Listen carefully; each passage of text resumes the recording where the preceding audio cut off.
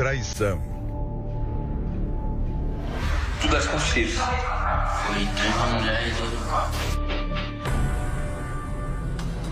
O depoimento de um pistoleiro. Ele gritou ainda quando viu que tá atirando nela? Ele disse o quê? Ele falou o nome dela. A confissão de um assassino. Ele caiu sentado? Foi, caiu sentado. Ele estava dentro do carro já? Não, estava na porta do carro. Ainda nesta reportagem, você vai entender qual a relação desse registro com as cenas desse casamento.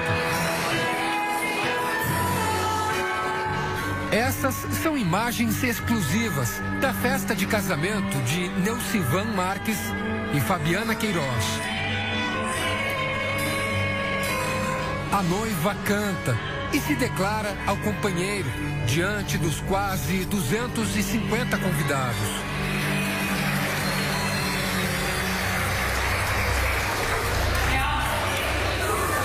A celebração acontece no dia 29 de março de 2014, numa noite de sábado, em Campina Grande, na Paraíba.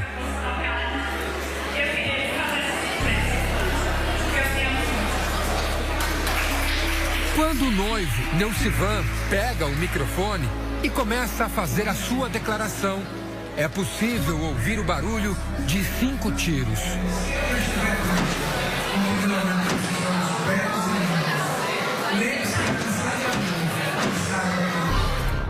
Aparentemente, noivos e convidados não percebem os disparos.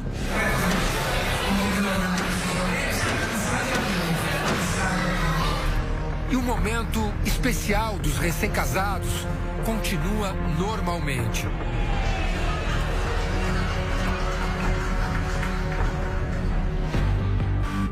Do lado de fora do salão, já não há festa.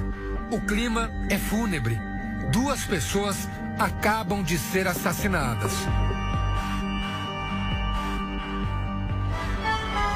As vítimas são os empresários Washington Luiz e Lúcia Santana, que há poucos instantes participavam do casamento. Eles eram padrinhos dos noivos e saíram da casa de festas logo depois de cumprirem o papel formal da cerimônia.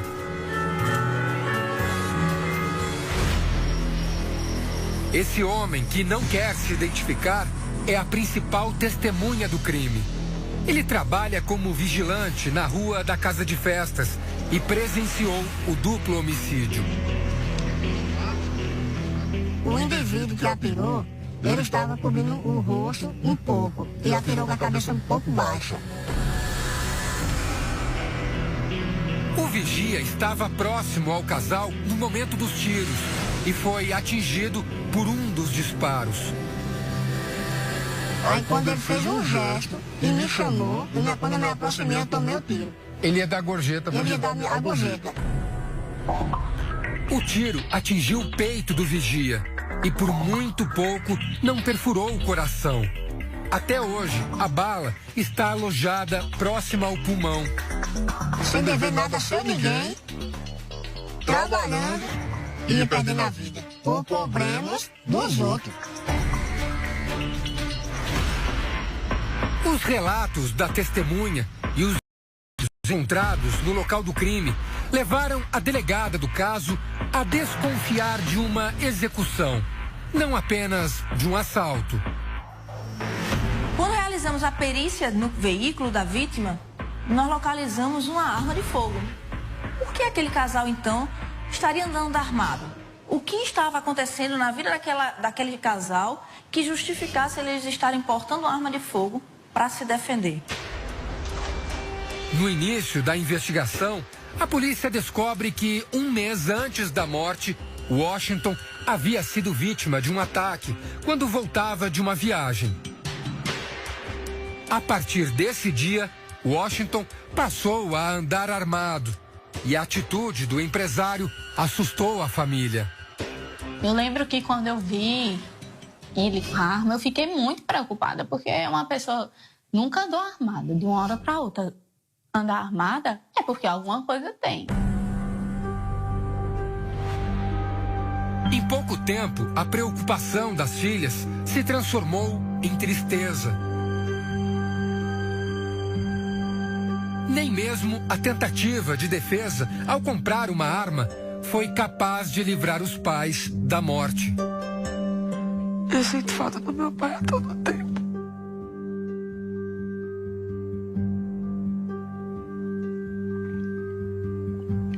Às vezes, eu tô num momento, por exemplo, pai, eu consegui realizar um desejo que eu tava querendo. Aí sinto vontade de pegar o telefone e aí me lembro.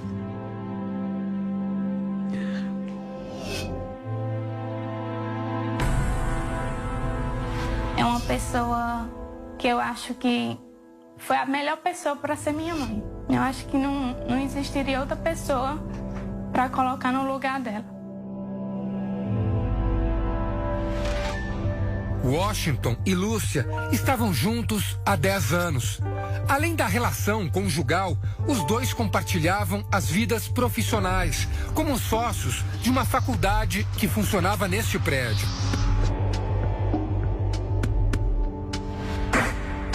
Além do casal, a sociedade ainda tinha uma terceira pessoa. Neucivan, o noivo do casamento em que Washington e Lúcia foram assassinados. Na época do crime, Neucivan contou a morte dos sócios na televisão, culpando a violência urbana na cidade. Sem inimigos, tanto Lúcia como Washington são pessoas excelentes de se lidar, todavia foram alvo dessa violência exacerbada que está na cidade de Campina Grande, no país como um todo, a falta de segurança e a problemática que nesse momento bateu a porta.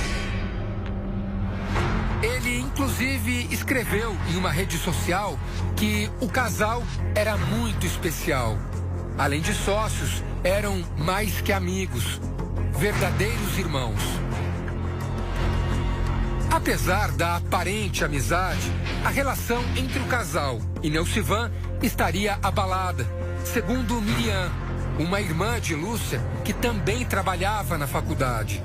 Ali não estava um clima cheio de harmonia, estava um clima cheio de ódio, de raiva, de rancor. Os detalhes sobre o relacionamento na sociedade só surgiram no decorrer da investigação. Mas a delegada do caso lembra ter estranhado a postura de Neucivan, o noivo, já na noite do crime. Ele tinha acabado de jantar e conversou comigo tranquilamente. A postura dele era de uma pessoa tranquila naquele momento? Muito sereno. Ele não parecia que tinha sido morto uma pessoa do lado de fora do seu casamento. No primeiro momento, a percepção é baseada apenas na experiência policial. Até que uma denúncia anônima associou um amigo próximo de Neucivan ao crime. O agiota Franciclésio Rodrigues, que também foi padrinho do casamento de Neucivan.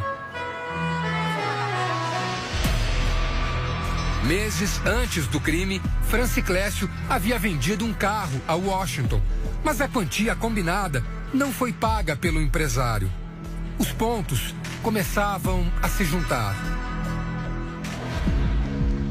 Em conversas com as famílias das vítimas, a polícia também descobriu que, além da dívida com Franciclésio, Washington e Lúcia estariam aplicando um golpe em Neucivan, com um caixa 2 na faculdade. Ele pegou uma planilha em cima da mesa e viu que aquela planilha era diversa do que era apresentada a ele. O Washington teve que dar o desdobro, fazer uns outros cálculos, outra planilha e pagar um dinheiro a mais a Neucivan, como se tivesse feito alguma coisa errada. A empresa era dividida em 3 partes iguais. No contrato, uma cláusula fez aumentar a suspeita sobre Neucivan. A sociedade não acabaria com o falecimento de qualquer um dos sócios, prosseguindo apenas com os remanescentes. O intuito dele, do Neucivan, era findar a sociedade com a morte do casal. Ele conseguiria montar a sociedade com Clécio. Jéssica e Magna, filhas do primeiro casamento de Lúcia, eram funcionárias da faculdade. Elas lembram que no primeiro encontro que tiveram com Neucivan após o crime, ele só falava sobre o contrato. A gente não tinha direito e que ia fazer um levantamento do último arrecadamento, porque a gente tem um direito a uma porcentagem e isso. Algo me dizia por dentro, foi ele. A todo instante, eu tinha a certeza que foi ele, que tinha sido ele. Assim como Jéssica e Magna, Tamires, que é filha do primeiro casamento de Washington, também desconfiava de Neucivan. Ela revela que a suspeita surgiu já no primeiro ataque sofrido pelo pai. Eu cheguei pra ele e perguntei, pai, não tem explicação, pai, tem que ter alguém. E eu citei o nome de várias pessoas, e quando eu citei o nome de Neucivan, ele ficou em silêncio. Então pra mim aquilo ali foi, é ele, é um sim, foi ele, entendeu? Quando foi atacado pela primeira vez, Washington chegava em casa após uma viagem que fez justamente com o sócio Neucivan. A primeira tentativa de homicídio acontece nesta rua. O carro que trazia o Washington parou exatamente aqui, em frente à casa de Lúcia, a mulher dele. O motorista permaneceu no carro, Washington desceu e ficou aguardando a mulher bem em frente ao portão para que ele pudesse entrar. Do outro lado, embaixo daquelas árvores, estava a caminhonete com os criminosos. Os homens deixaram o veículo e atravessaram de uma ponta à outra. É claro que com essa movimentação, Washington já percebeu o que acontecia, entrou rapidamente e Lúcia fechou o portão. O plano dos criminosos não havia dado certo. No processo do caso, há o registro de 3 ligações entre Neucivan e Franciclésio, o agiota, momentos antes desse primeiro atentado. O registro telefônico se une ao depoimento de Aleph Sampaio. Segundo a polícia, ele foi contratado como pistoleiro e participou do ataque. Aleph contou que estavam parados dentro do carro de Clécio quando este recebeu uma ligação do informante, os mandando para a residência da vítima, pois ela estava chegando. Como a primeira tentativa não deu certo, segundo a polícia, Franciclésio, o agiota, foi atrás de um novo atirador. A investigação aponta que o escolhido pelo agiota foi Gilmar Barreto, um comerciante de 25 anos. 13 portões separam Gilmar do local em que vamos gravar a entrevista. Pela primeira vez, ele vai deixar a cela, onde passa boa parte do dia, e vai atravessar este corredor. Tudo acontece dentro desta penitenciária de segurança máxima aqui de João Pessoa. Ele vai contar a versão dele sobre o caso, quase 2 anos e meio depois do crime.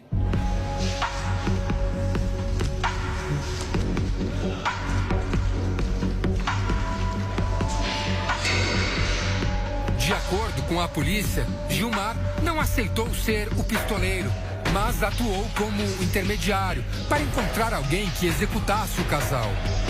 Gilmar, por que você aceitou participar desse crime? Eu não participei desse crime. Por que você acha que está aqui hoje, se você é inocente? Aqui? Que até hoje a justiça não provou que eu do meu ponto de vista, até hoje não apareceu uma prova concreta sobre essa situação, ou de me sentenciar ou de me botar pra rua. Em nossa entrevista e no depoimento que deu à justiça, Gilmar nega ter participado da ação criminosa. Não sei nem como é, por onde começa, nem por onde termina, o motivo de quem foi que morreu, de por que mataram. Não sei não. Mas quando foi preso, ele confessou à polícia que Franciclésio, o qual é agiota, entrou em contato para ele matar um casal.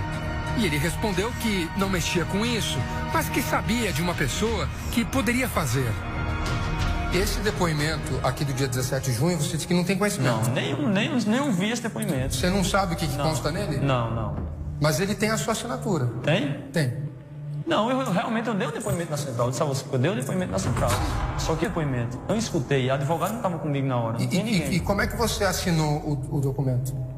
Puxa, na hora da pressão lá, dizer, bora assina aqui que você está sendo encaminhado do presídio. Assim que eu prestei meu depoimento, eu nem leio para mim ler. É muito comum os acusados dizerem que apanhou em delegacia, o depoimento estava pronto, que não disse aquilo, que assinou sem ler. Isso é muito comum, a gente já está acostumado a isso. Você sabe que seu pai assinou esse documento também? Meu pai? Não, sabia não. Deixa a assinatura do seu pai aqui.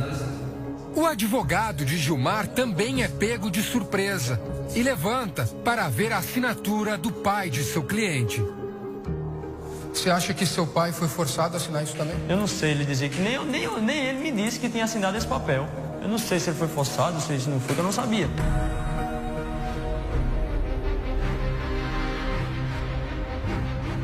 Fora da prisão de segurança máxima, vamos atrás do pai do acusado. Nós estamos procurando agora o seu José. Seu José é pai do Gilmar. A única informação que nós temos é que ele trabalha na rua mesmo, vendendo acessórios para carro. Como existem algumas dúvidas em relação ao pai estar presente no depoimento do filho, o único jeito é conversando com ele. Seu José, posso descer para conversar com o senhor um pouquinho? Tudo bem com o senhor? Como é que o senhor está? Estou bem, graças a Deus. Seu José ainda lembra do dia da prisão do filho. Ele confirma que esteve na delegacia e assinou um documento, apesar de não saber do que se tratava. E o senhor leu aquele depoimento? Não leio, não. Essa aqui é a sua assinatura? Essa mesmo, é. José Ramos da Silva. Ramos da Silva. É. O senhor que assinou aqui? Foi que eu assinei, foi. Aqui diz pai do interrogado. O que ele falou aqui nesse depoimento é verdadeiro? Não, aí eu não sei de nada, que eu não vi depoimento dele. A incerteza do que realmente aconteceu com o filho atormenta seu José todos os dias. Quando volta para casa, no fim do trabalho, ele compartilha a angústia com a esposa, Severina, mãe de Gilmar. Chega lá, vê meu filho ali, sabendo que aqui fora o pai precisa dele, sabendo que ele tem os 4 filhos dele que também precisa dele, e ele tá ali no lugar que não é para ele estar. Severina visita o filho toda semana e crê na inocência dele. Ela afirma que no dia do assassinato de Washington e Lúcia, Gilmar estava perto de casa, num evento de bairro. Nesse dia, meu filho estava no bingo, ele e Gorete. Eu cheguei nesse bingo, era 6 horas da noite, terminou, era 1 hora da manhã. Gilmar conta a mesma história da mãe. Mas no depoimento à polícia, ele confessa que ligou para Samuca e combinou pedir deixá-lo no local em que Samuca executaria o casal. Samuca, a quem Gilmar se refere no depoimento, é Samuel de Souza, acusado de ser o pistoleiro que executou o casal. A polícia, Samuel confessou a participação no crime. Tudo das conchilhas. Foi 3 mulheres e 2 carros. Tu viu na hora, se pegou? Na hora já caiu no chão, a mulher caiu no chão na hora. Eu não fui ver se tá. Aí tu viu que pegou no vigia? Eu não vi não, se pegou. Tu não viu? Mas tu sabe que pegou, depois tu ficou sabendo? Para não bater aqui, né? Aí tu arrudeu o carro e pegou o homem. Quando tu atirou nele, ele caiu sentado? Foi, caiu sentado. Ele tava dentro do carro já? Tava na porta do carro. Ele gritou ainda quando viu que tu atirou nela? Ele disse o quê? Ele falou o nome dela. Em seu depoimento, Samuel afirma que, após o crime, saiu correndo e telefonou para Gilmar. Essas ligações entre você e o Samuel não existiram? Não existiu. Nenhuma delas. Nenhuma delas. Além dos contatos com Samuel, o processo indica que Gilmar conversou por telefone com o Franciclésio, o agiota, momentos antes do crime. Alguém poderia estar usando o seu número? Alguém poderia estar usando o seu chip, seu aparelho? Não era seu número. Não é meu número, nem é meu aparelho. Toda vez que a gente faz uma ligação telefônica, a operadora de celular registra o endereço de onde nós estamos quando realizamos esse telefonema. Minutos antes do crime, os envolvidos, segundo a polícia, também fizeram ligações telefônicas. Nós conseguimos o registro do endereço, de onde eles estariam no momento em que conversavam entre eles. O que nós vamos fazer agora é justamente percorrer esse caminho, ir até estes locais exatos, onde eles supostamente estavam, e vamos tentar entender como a polícia conseguiu concluir a investigação com base nestas localizações telefônicas. Esta rua que nós estamos agora foi fundamental para a polícia concluir as investigações, porque exatamente desta rua partiram pelo menos 11 ligações entre os envolvidos. Agora, o detalhe mais curioso dessa história é que essa rua fica justamente a 100 metros daquele prédio branco. Foi lá em que o casamento aconteceu. De dentro da casa de festas, de acordo com a polícia, Franciclésio passava informações sobre o casal aos pistoleiros. O Franciclésio passou as informações de qual era o tipo do carro, como o casal estava vestido, aonde o carro estava estacionado. Além de Gilmar e Samuel, o atirador, a esposa de Gilmar, Maria Gorete Alves, também estaria no carro.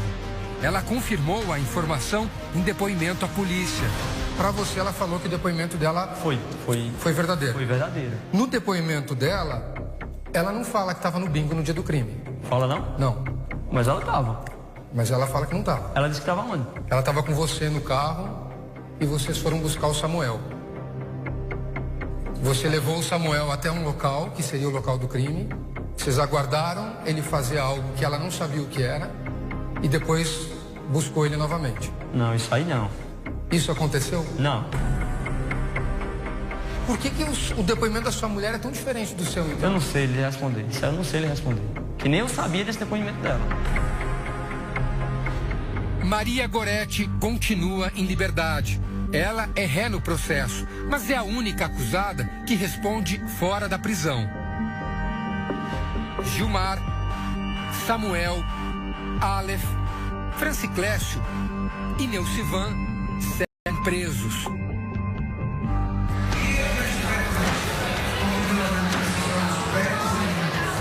Depois de investigar uma trama tão bem articulada, a acusação acredita que o casamento foi uma farsa. Quem iria desconfiar que os seus sócios, seus padrinhos de casamento, fossem assassinados no momento lá fora da casa de recepção e você ser acusado dessa morte? Não tinha como. Para a polícia, Neucivan armou a festa como um álibi e colocou o Washington e Lúcia de padrinhos para ter a certeza da presença deles no evento. Ela só foi porque ela era a madrinha do casamento. Ela não queria ir. Dias antes, acho que 2 dias ou um dia, ela pegou, olhou pra gente e fez assim: eu vou, mas eu vou porque é o jeito. Se eu pudesse, eu não iria.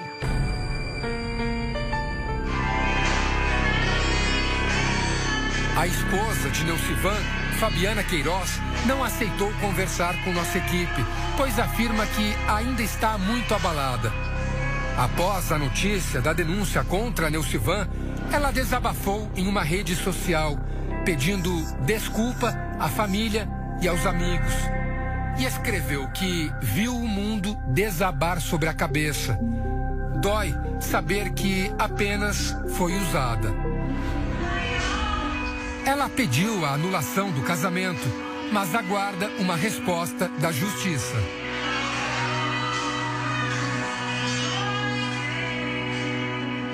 Esse crime que aconteceu em Campina Grande, Paraíba, foi um dos crimes mais bárbaros, mais covardes que eu já vi em toda a minha vida de promotor de justiça. Eu só quero que ele pague pelo que ele fez. Ele é o responsável, ele é o mandante. Foi tudo da cabeça dele. Ele quem inventou tudo, então ele vai ter que pagar. Ele e todos. Em poucas semanas, no dia 18 de agosto, Gilmar, Samuel e Francisco irão a júri popular. O julgamento dos outros acusados, inclusive de Neucivan, ainda não tem data marcada. Nada vai trazer ela de volta, né? A companhia dela, o amor que ela tinha por a gente, nada vai trazer ela de volta. Mas a justiça sendo feita, a gente fica mais confortável. A gente tem um conforto maior.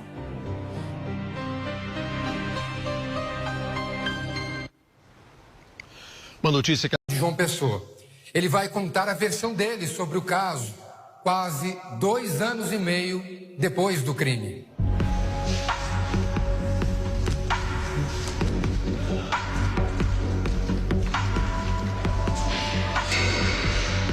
De acordo com a polícia, Gilmar não aceitou ser o pistoleiro, mas atuou como intermediário para encontrar alguém que executasse o casal. Gilmar, por que você aceitou participar desse crime? Eu não participei desse crime. Por que você acha que está aqui hoje, se você é inocente? Aqui? Porque até hoje a justiça não provou que do meu ponto de vista, até hoje não apareceu uma prova concreta sobre essa situação, ou de me sentenciar, ou de me botar pra rua. Em nossa entrevista e no depoimento que deu à justiça, Gilmar nega ter participado da ação criminosa. Não sei nem por onde começa, nem por onde termina, o motivo de quem foi que morreu, de por que mataram. Não sei não. Mas quando foi preso, ele confessou à polícia que Franciclésio, o qual é agiota, entrou em contato para ele matar um casal. E ele respondeu que não mexia com isso, mas que sabia de uma pessoa que poderia fazer. Esse depoimento aqui do dia 17 de junho, você disse que não tem conhecimento. Não, nem vi esse depoimento. Você não sabe o que consta nele? Não. Mas ele tem a sua assinatura. Tem? Tem. Não, eu realmente dei o depoimento na central. Eu disse a você que eu dei o depoimento na central. Só que depoimento, eu escutei, a advogada não estava comigo na hora. E como é que você assinou o documento? Puxa, na hora da pressão lá, dizer, bora, assina aqui que você está sendo encaminhado do presídio. Assim que eu prestei meu depoimento, eu nem leio para mim ler. É muito comum os acusados dizerem que apanhou em delegacia, o depoimento estava pronto, que não disse aquilo, que assinou sem ler. Isso é muito comum, a gente já está acostumado a isso. Você sabe que seu pai assinou esse documento também? Meu pai? Não, sabia não. Deixa a assinatura do seu pai aqui. O advogado de Gilmar também é pego de surpresa e levanta para ver a assinatura do pai de seu cliente. Você acha que seu pai foi forçado a assinar isso também? Eu não sei, ele dizia que nem ele me disse que tinha assinado esse papel. Eu não sei se ele foi forçado, se ele não foi, que eu não sabia.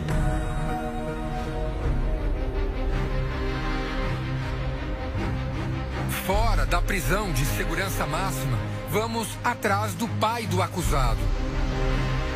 Nós estamos procurando agora o seu José.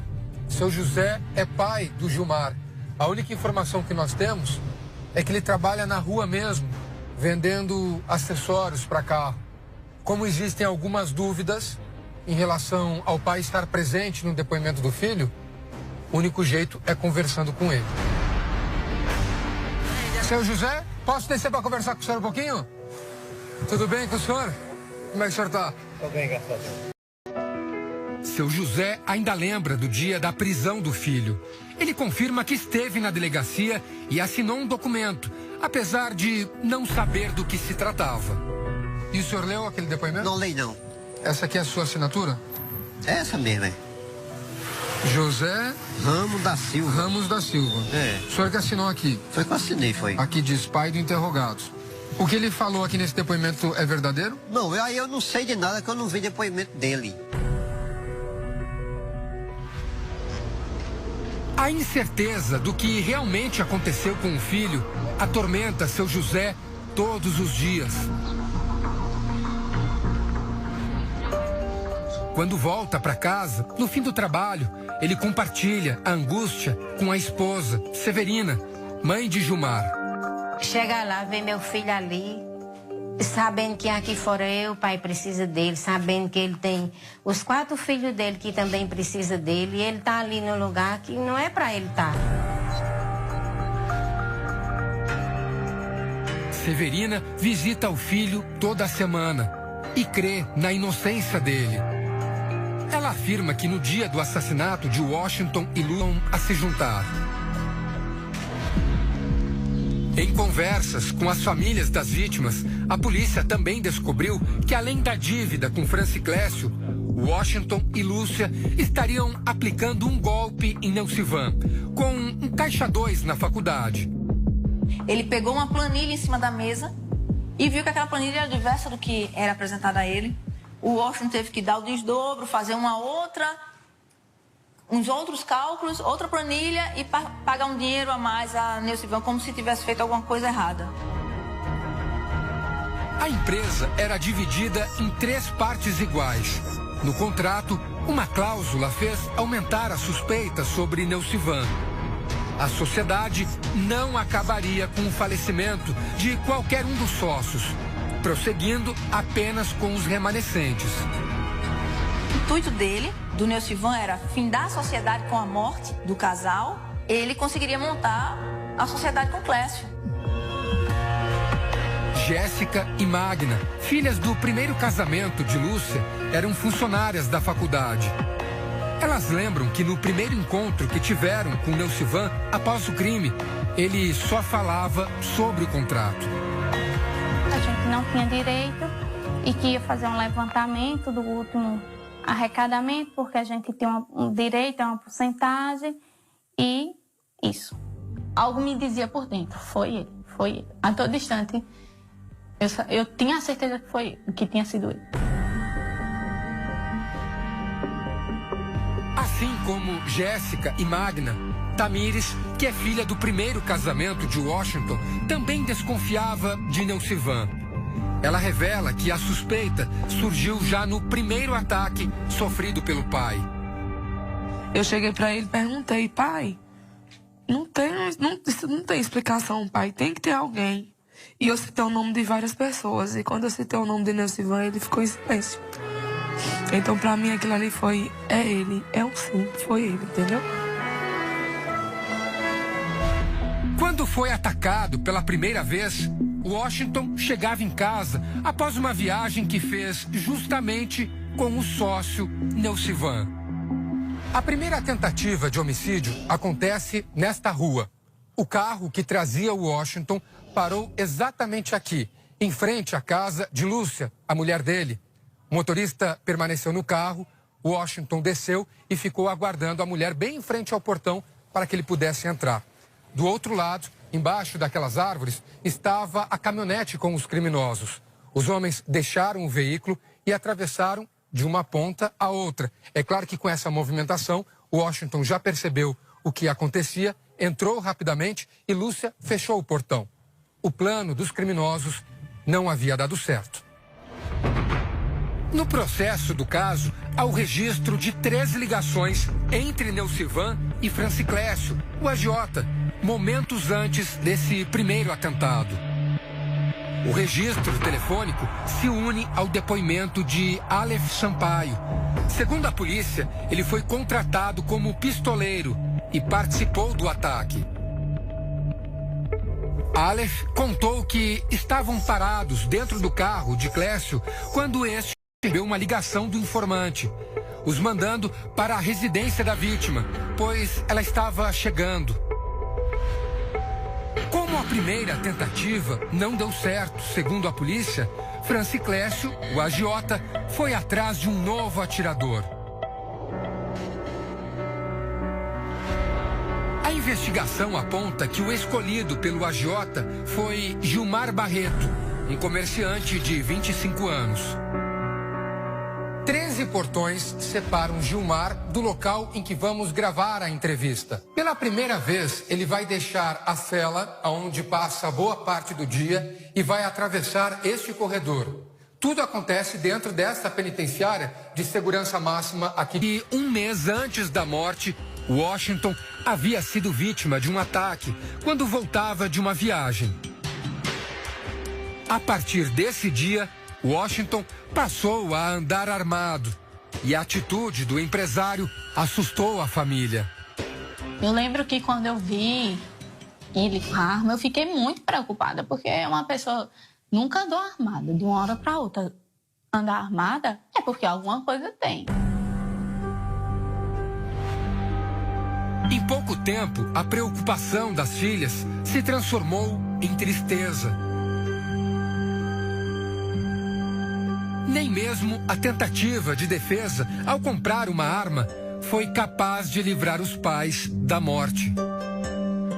Eu sinto falta do meu pai a todo tempo.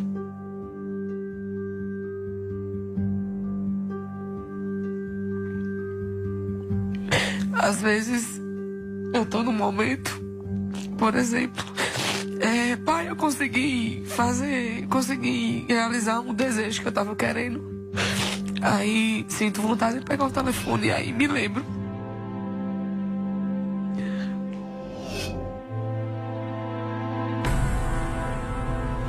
É uma pessoa que eu acho que foi a melhor pessoa para ser minha mãe. Eu acho que não existiria outra pessoa para colocar no lugar dela.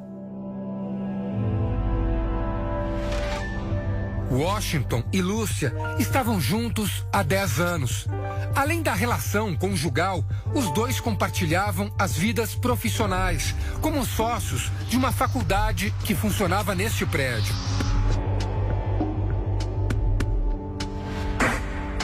Além do casal, a sociedade ainda tinha uma terceira pessoa. Neucivan, o noivo do casamento em que Washington e Lúcia foram assassinados. Na época do crime, Neucivan contou a morte dos sócios na televisão, culpando a violência urbana na cidade. Sem inimigos, tanto Lúcia como Washington são pessoas excelentes de se lidar. Todavia, foram alvo dessa violência exacerbada que está na cidade de Campina Grande, no país como um todo, a falta de segurança e a problemática que nesse momento bateu a porta. Ele, inclusive, escreveu em uma rede social que o casal era muito especial. Além de sócios, eram mais que amigos, verdadeiros irmãos. Apesar da aparente amizade, a relação entre o casal e Neucivan estaria abalada, segundo Miriam, uma irmã de Lúcia que também trabalhava na faculdade. Ali não estava um clima cheio de harmonia, estava um clima cheio de ódio, de raiva, de rancor. Os detalhes sobre o relacionamento na sociedade só surgiram no decorrer da investigação. Mas a delegada do caso lembra ter estranhado a postura de Neucivan, o noivo, já na noite do crime. Ele tinha acabado de jantar e conversou comigo tranquilamente. A postura dele era de uma pessoa tranquila naquele momento? Muito sereno. Ele não parecia que tinha sido morto uma pessoa do lado de fora do seu casamento. No primeiro momento, a percepção é baseada apenas na experiência policial. Até que uma denúncia anônima associou um amigo próximo de Neucivan ao crime. O agiota Franciclésio Rodrigues, que também foi padrinho do casamento de Neucivan. Meses antes do crime, Franciclésio havia vendido um carro a Washington, mas a quantia combinada não foi paga pelo empresário. Os pontos começavam. Gilmar estava perto de casa, num evento de bairro. Nesse dia, meu filho estava no bingo, ele e Gorete. Eu cheguei nesse bingo, era 6 horas da noite, terminou, era 1 hora da manhã. Gilmar conta a mesma história da mãe. Mas no depoimento à polícia, ele confessa que ligou para Samuca e combinou pedir deixá-lo no local em que Samuca executaria o casal. Samuca, a quem Gilmar se refere no depoimento, é Samuel de Souza, acusado de ser o pistoleiro que executou o casal. A polícia, Samuel confessou a participação no crime. Tudo das conchilhas. Tu viu na hora, se pegou? Na hora já caiu no chão, a mulher caiu no chão na hora. Eu não fui ver isso então. Aí tu viu que pegou no vigia? Pegou no ginásio, pegou. Tu não viu? Mas tu sabe que pegou, depois tu ficou sabendo? Pra não dar aqui, Aí tu arrudeu o carro e pegou o homem. Quando tu atirou nele, ele caiu sentado? Foi, caiu sentado. Ele tava dentro do carro já? Tava na porta do carro. Ele gritou ainda quando viu que tu atirou nela? Ele disse o quê? Ele falou o nome dela. Em seu depoimento, Samuel afirma que, após o crime, saiu correndo e telefonou para Gilmar. Essas ligações entre você e o Samuel não existiram? Não existiu. Nenhuma delas. Nenhuma delas. Além dos contatos com Samuel, o processo indica que Gilmar conversou por telefone com Franciclésio, o agiota, momentos antes do crime. Alguém poderia estar usando o seu número? Alguém poderia estar usando o seu chip, seu aparelho? Não era seu número. Não é meu número, nem é meu aparelho. Toda vez que a gente faz uma ligação telefônica, a operadora de celular registra o endereço de onde nós estamos quando realizamos esse telefonema. Minutos antes do crime, os envolvidos, segundo a polícia, também fizeram ligações telefônicas. Nós conseguimos o registro do endereço, de onde eles estariam no momento em que conversavam entre eles. O que nós vamos fazer agora é justamente percorrer esse caminho, ir até estes locais exatos, onde eles supostamente estavam, e vamos tentar entender como a polícia conseguiu concluir a investigação com base nestas localizações telefônicas. Esta rua que nós estamos agora foi fundamental para a polícia concluir as investigações, porque exatamente desta rua partiram pelo menos 11 ligações entre os envolvidos. Agora, o detalhe mais curioso dessa história é que essa rua fica justamente a 100 metros daquele prédio branco. Foi lá em que o casamento aconteceu. De dentro da casa de festas, de acordo com a polícia, Franciclésio passava informações sobre o casal aos pistoleiros. O Franciclésio passou as informações de qual era o tipo do carro, como o casal estava vestido, aonde o carro estava estacionado. Além de Gilmar e Samuel, o atirador, a esposa de Gilmar, Maria Gorete Alves, também estaria no carro. Ela confirmou a informação em depoimento à polícia. Para você, ela falou que o depoimento dela foi verdadeiro. Foi verdadeiro. No depoimento dela, ela não fala que estava no bingo no dia do crime. Fala não? Não. Mas ela estava. Mas ela fala que não estava. Ela disse que estava onde? Ela estava com você no carro e vocês foram buscar o Samuel. Você levou o Samuel até um local, que seria o local do crime. Vocês aguardaram ele fazer algo que ela não sabia o que era e depois buscou ele novamente. Não, isso aí não. Isso aconteceu? Não. Por que o depoimento da sua mulher é tão diferente do seu, então? Eu não sei ele responder. Isso eu não sei ele responder. Que nem eu sabia desse depoimento dela. E traição. Tudo é possível. Foi uma mulher e todo carro. O depoimento de um pistoleiro. Ele gritou ainda quando viu que tu atirou nela? Ele disse o quê? Ele falou o nome dela. A confissão de um assassino. Ele caiu sentado? Foi, caiu sentado. Ele estava dentro do carro já? Não, estava na porta do carro. Ainda nesta reportagem, você vai entender a relação desse registro com as cenas desse casamento. Essas são imagens exclusivas da festa de casamento de Neucivan Marques e Fabiana Queiroz. A noiva canta e se declara ao companheiro diante dos quase 250 convidados.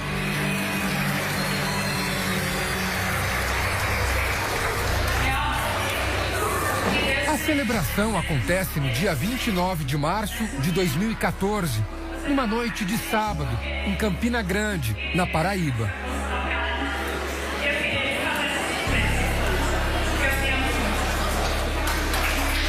Quando o noivo, Neucivan, pega o microfone e começa a fazer a sua declaração, é possível ouvir o barulho de 5 tiros.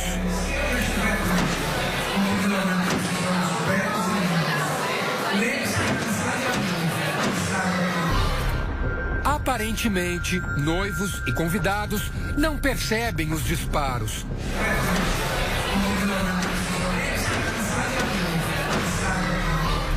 E o momento especial dos recém-casados continua normalmente.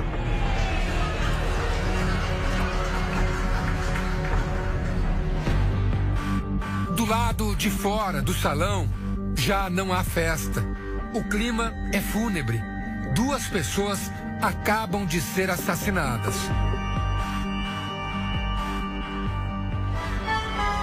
As vítimas são os empresários Washington Luiz e Lúcia Santana, que há poucos instantes participavam do casamento. Eles eram padrinhos dos noivos e saíram da casa de festas logo depois de cumprirem o papel formal da cerimônia.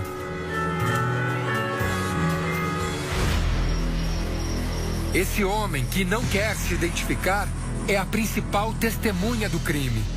Ele trabalha como vigilante na rua da casa de festas e presenciou o duplo homicídio. O indivíduo que atirou, ele estava cobrindo o rosto um pouco e atirou com a cabeça um pouco baixa. O vigia estava próximo ao casal no momento dos tiros e foi atingido por um dos disparos. Aí quando ele fez um gesto e me chamou, quando eu me aproximei, eu tomei o tiro. Ele ia dar gorjeta. Ele ia dar a gorjeta. O tiro atingiu o peito do vigia e por muito pouco não perfurou o coração. Até hoje, a bala está alojada próxima ao pulmão. Sem dever nada a ser ninguém, trabalhando e perdendo a vida por problemas dos outros. Os relatos da testemunha e os encontrados no local do crime levaram a delegada do caso a desconfiar de uma execução, não apenas de um assalto. Quando realizamos a perícia no veículo da vítima, nós localizamos uma arma de fogo. Por que aquele casal, então, estaria andando armado? O que estava acontecendo na vida daquele casal que justificasse eles estarem portando uma arma de fogo para se defender? No início da investigação, a polícia descobre que